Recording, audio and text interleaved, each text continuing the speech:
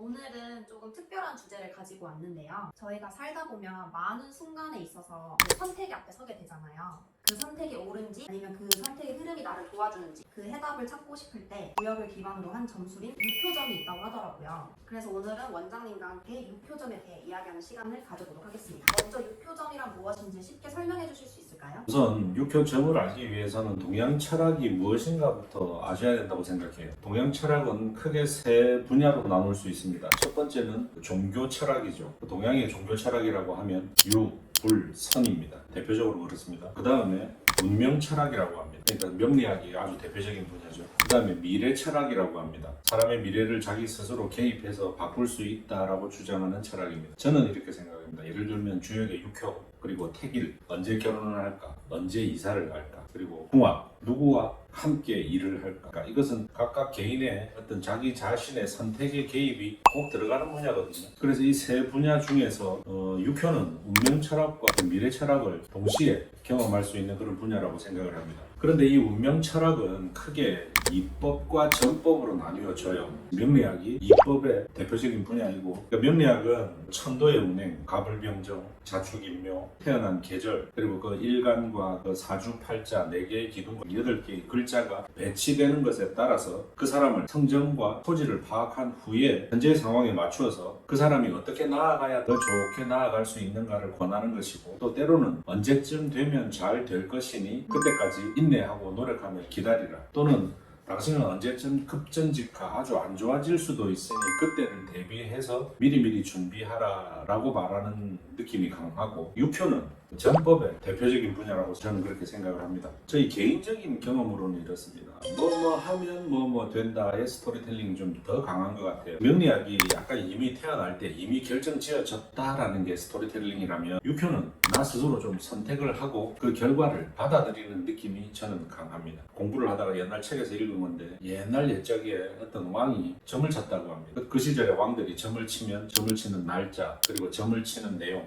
왜 점을 쳤는지, 그리고 그 점에 대한 대답, 그 대답에 대한 결과까지도 기록을 했다고 합니다. 그래서 왕이 이렇게 물었다고 합니다. 옆나라를 쳐들어갈까요 말까요? 점을 쳤는데 점의 결과는 쳐들어가지 마라, 너네들 작살난다 했어요. 그 기록을 보면 그렇습니다. 옆나라를 쳐들어간 겁니다. 그래서 그 옆에 결과가 또 쓰여져 있어요. 작살났다. 근데 세월이 몇 년 지나서 또 그 기록이 있어요. 도저히 분하고 억울하잖아요. 그래서 또 쳐들어갈까요 말까요를 또 점을 친 거예요. 근데 점괘가 또 가지 말라는 거예요. 그럼 그 옆에 칸에 뭐라고 적혀 있었을 것 같습니까? 그 점의 미래는. 그래서 안 갔다. 제가 드리고 싶은 말씀은 뭐냐면, 그래서 작살날 일이 없게 된 거죠. 왕의 스스로 선택인 거예요. 그래서 점은 자기가 어떤 선택을 하느냐에 달려있는 문제가 더 큽니다. 육효는 저한테는 그런 느낌이 강합니다. 명리학이 이법이고 육효가 전법이라면 둘 중 뭐가 더 낫다라고 말을 할 수는 없어요. 예를 들어 우리가 한 사람의 삶을 아주 훌륭한 작품, 그림을 하나 그리는 것에 비유해 보자면, 제 의견에 동의 안 하시는 분도 많이 계시겠지만, 명리학은 조금 태어날 때부터 아주 좋은 도화지냐, 그 다음에 그 스케치, 데생 이런 것들이 잘 되어 있으면 그 그림이 좋은 작품으로 남을 가능성이 높죠. 명리학은 조금 저한테는 그런 느낌이 강하고, 육효는 깨끗한 도화지에 스케치된 그 부분에 어떤 색깔, 어떤 터치, 어떤 질감으로 작품 하나하나를 완성해 갈까라는 것을 선택하는 분야의 학문이라고 저는 그렇게 생각을 합니다. 그런데 모든 도화지와 모든 스케치가 완벽할 수는 없잖아요. 그러면 때로는 종이의 질이 떨어지고 스케치가 좀 미흡하다 하더라도 그 위에 칠을 할 때 칠을 잘 선택해서 하면 아주 좋은 명작으로 남길 수도 있는 것 아닌가요? 어차피 두 학문이 쓰는 재료는 똑같아요. 다 가불병정 자축인묘예요. 건태이진 송감간곤이 있기는 하나 그 역시도 목화토 금수예요. 그래서 명리학을 좀 공부하시고 하신 분들이 육효나 이런 쪽으로 공부를 해보시면, 영업하시는 역술인 분들을 뭐 자객이나 무사에도 비유를 많이 하는데, 칼 한 자루 들고 하시는 것보다는 칼 2자루 들고 하시면, 물론 손님을 해치려는 의도는 아니죠. 내가 원하는 바를 더 잘 이루지 않을까, 저는 그렇게 생각합니다. 그래서 육효는 가장 짧게 말씀드리겠습니다. 여러 가지의 가능성 가운데 하나를 선택할 때 쓰는 학문의 기술입니다. 그러면 표점을 치기 위한 준비물은 어떤 게 있나요? 저 같은 경우는 1에서 8까지가 기록된 대나무 가지 8개, 네. 1에서 6까지가 기록된 대나무 가지 6개, 그러니까 합이 14개죠. 14개. 14개와 향을 피우고 이것을 주역의 괴로 환산해서 점을 칩니다. 그런데 그 외에도 척전법이라고 합니다. 동전을 던져서 하는 방법, 그 외에 주사위를 굴려서 하는 방법, 시계를 봐서 시분초를 가지고 주역의 괴로 환산하는 방법, 책의 페이지라든지 아니면 뭐 카드나 화투, 이 세상에 숫자가 있는 모든 것은 이용 가능합니다. 제 스승님은 운전회가 가다가 앞차 번호판을 가지고 그 번호를 조합해서 자기만의 일정한 룰을 만든 다음에 그거를 주역의 괴로 환산해서 점을 치고 하셨어요. 옛날에 무기 등껍질, 소나 사슴의 견갑, 골 뭐 이런 거 뭐 있었다 하는데 그 시초는 이렇습니다. 강가에 보면 풀들이 자라잖아요. 풀을 50가지를 꺾어서 그 50개를 가지고 천, 인지, 하늘과 사람과 땅에 의미를 부여해서 그 주역의 괴, 육효를 뽑았거든요. 그런데 그 50개로 하는 방법은 순서와 시간이 좀 복잡하고 때로는 헷갈리기도 하고 하다 보니까 사람이 점점 좀 간단한 방법을 찾은 거예요. 그래요? 주변에서 흔히 구할 수 있는 물건들로. 제가 드리고 싶은 말씀은 뭐냐면 아주 뭐 어마어마하고 훌륭한 도구가 있어야 된다는 뜻이 아니에요. 그런데 가장 중요한 게 뭐냐면 하루는 이걸 썼다가 하루는 저걸 썼다가 이렇게 안 하시면 된다.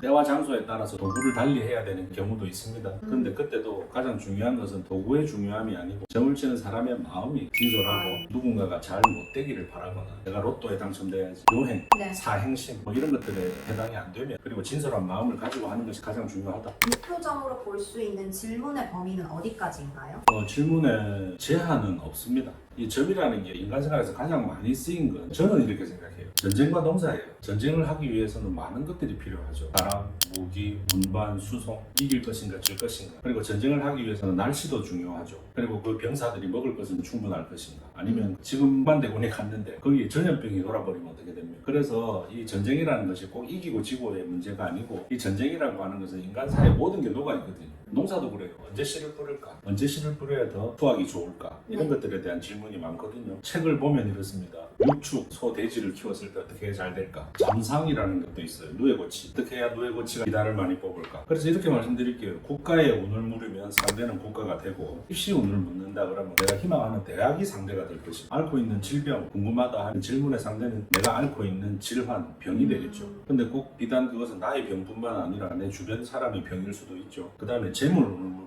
그 상대는 재물이 되는 것입니다. 대상에 제한은 없습니다. 실제로 이제 원장님께 육표정을 보러 오시는 분들이 어떤 질문을 가장 많이 하세요? 그냥 사람 사는 이야기예요.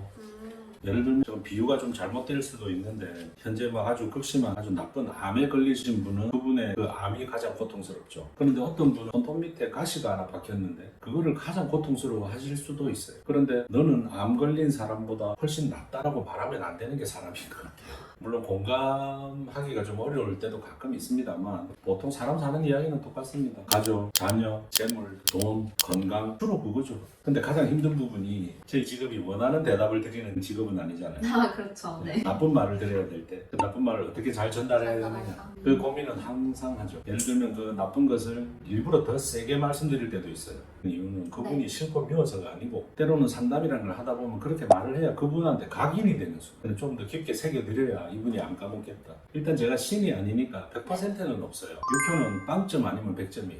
그래서 이제 빵점의 비율을 줄여나가려고 애쓸 뿐이죠. 실제로 기억에 남는 사례가 있나요? 올해가 27년, 28년째인데 뭐 사례야 많죠. 네.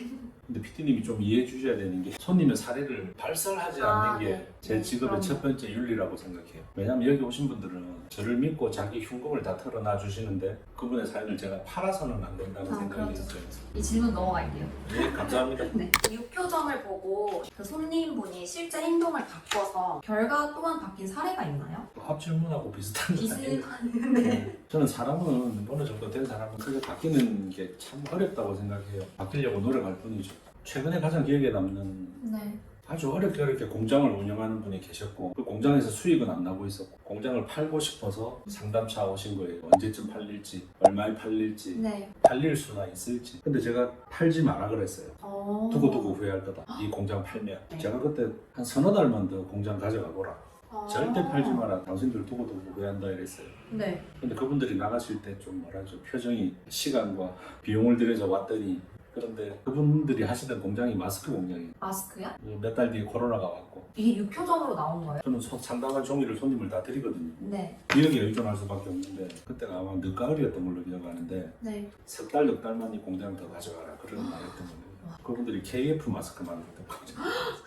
너무 신기합니다. 자칫 잘못하면 잘난 척하는 걸 수도 있는데 저는 굉장히 보람이 있었어요. 그분들이 정말 힘들게 운영하고 계셨었거든요. 그래서 때로는 저희 직업은 손님들이 순간 자기 귀에 네. 가슴에 듣기 싫은 말을 들어서 안 네. 좋을 수 있지만 때로는 시간이 증명해주고 해결해줄 때도 있습니다. 물론 제가 항상 그렇게 다 뭐 신통방통하게 맞춘다 하면 그건 거짓말입니다. 네. 거리는 되게 많아요. 원장님만 기억하시는 걸로. 예. 근데 네. 그게 저는 제 직업의 첫 번째 윤리라고 생각합니다. 네. 예.